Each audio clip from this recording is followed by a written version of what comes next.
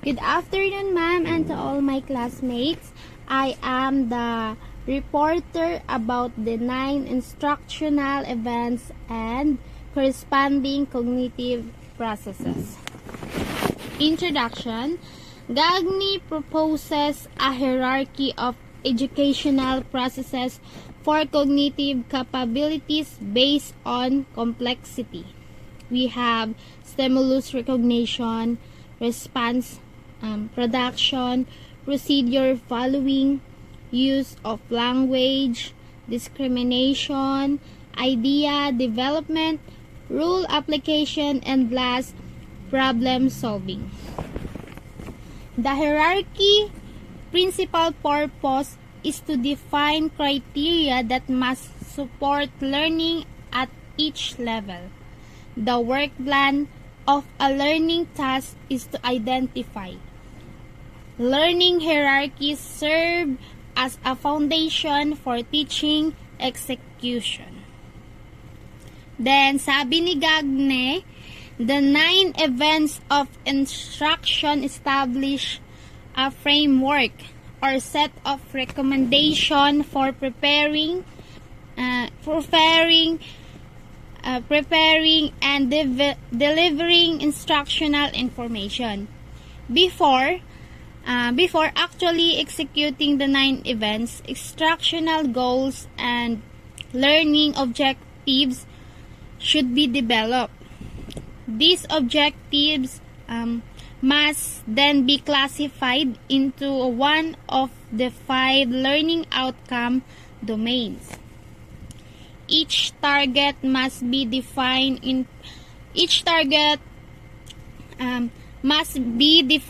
performance terms, utilizing one of the standard verb on a particular learning result. The teacher then determines the circumstances for learning based on the condition of learning for the specific learning result. Finally, the instructional events required to facilitate cognitive knowledge acquisition are selected and included in the teaching process. So, ang 9 instructional events and corresponding cognitive processes is, number 1, gaining attention or reception. Number 2, informing learners of the objective or expectancy. Number 3, stimulating recall of prior learning or retrieval. Number 4, presenting the stimulus or selective perception. Number 5, providing learning guidance or semantic encoding. Number 6, eliciting performance or responding. Number 7, providing feedback or reinforcement. The number 8, assessing performance or retrieval. Same dito sa number 3. Then number 9, the last is enhancing retention and transfer or natawag na generalization. Then punta naman tayo sa example on how to use Gagne's 9 levels of learning. Level 1, gaining attention or reception. Hindi ko na babasahin yung sa PPT, diretso ko na lang po yung sa paliwanag ko po. Again, level 1, gaining attention or reception. This provides learners with a structure for organizing the material that will be given in the lesson. This instructional event is also utilized to promote learning, since it is critical to ensure that students are fully prepared and ready to begin learning new material. To do this, teacher must ignite their enthusiasm with captivating, gratifying introductions or begin the class with an attention or question or intriguing topic. Level 2. Informing learners of the object or tinatawag na expectancy. During this process, instructors should outline what learners ought to be able to perform by completion of the session and what is required to reach the learning objectives. Example, in a session, a direct statement may be, upon completing this lesson, you will be able to identify or analyze and comprehend. Level 3, stimulating recall or prior learning or tinatawag na retrieval. Sa level na to,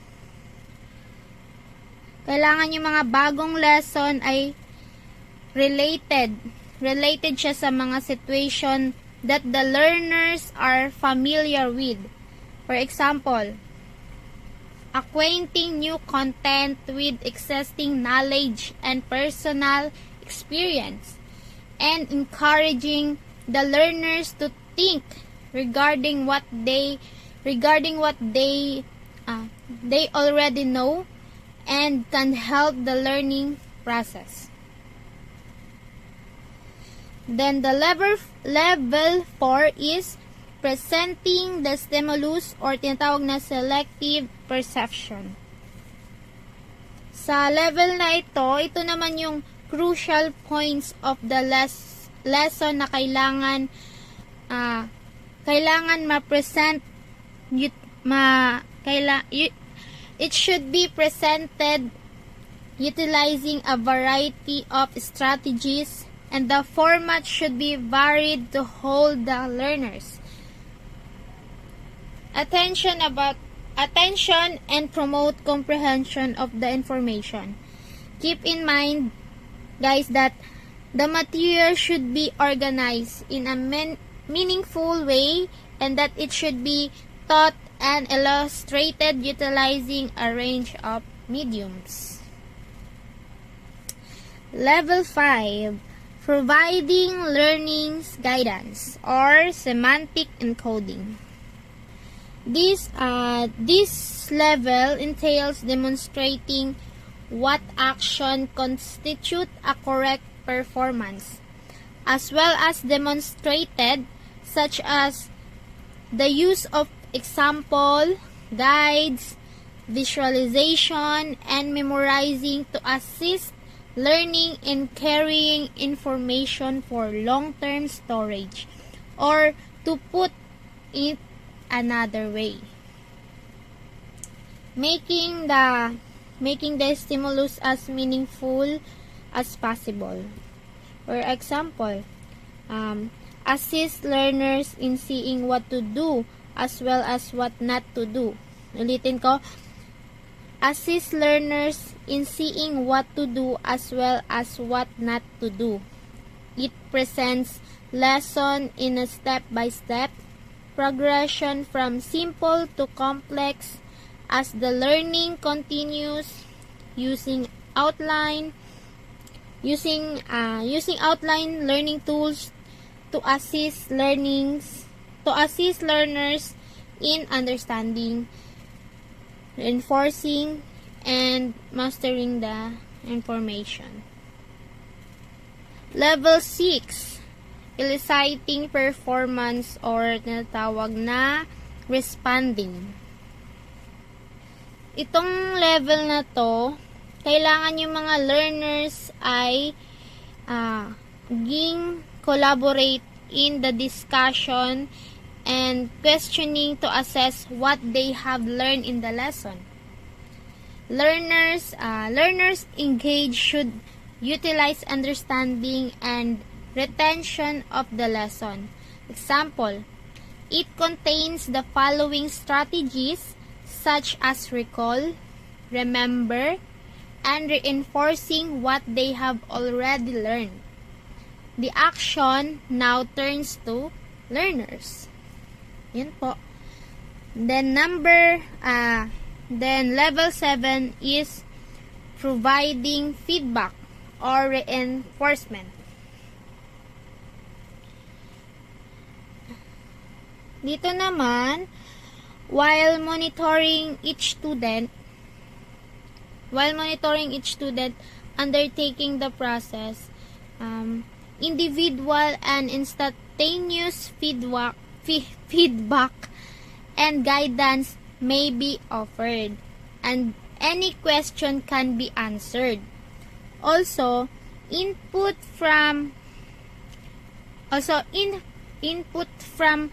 other students who are observing the performance is beneficial. Example,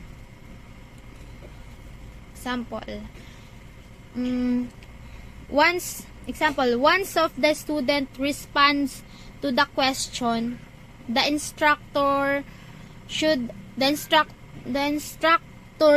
give reinforcement by providing empirical feedback indicating that the learner did well. Yan po. Then, level 8 is assessing performance or retrieval. Ito naman, to confirm the mastery of the lesson. Instructor should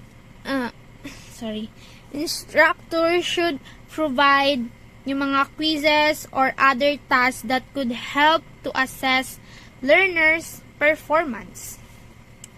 Then the last is level 9, enhancing retention and transfer, or tinatawag na generalization.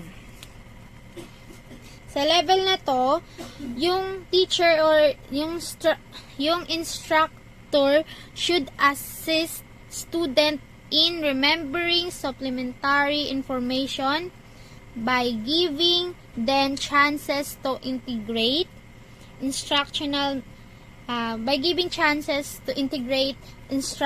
topics into prospective real world application. Example, they might provide learners with a realistic activity or task that they can refer to at any point while presenting the given task. Then, the knowledge transfer entails students using their abilities in setting while initially being monitored, and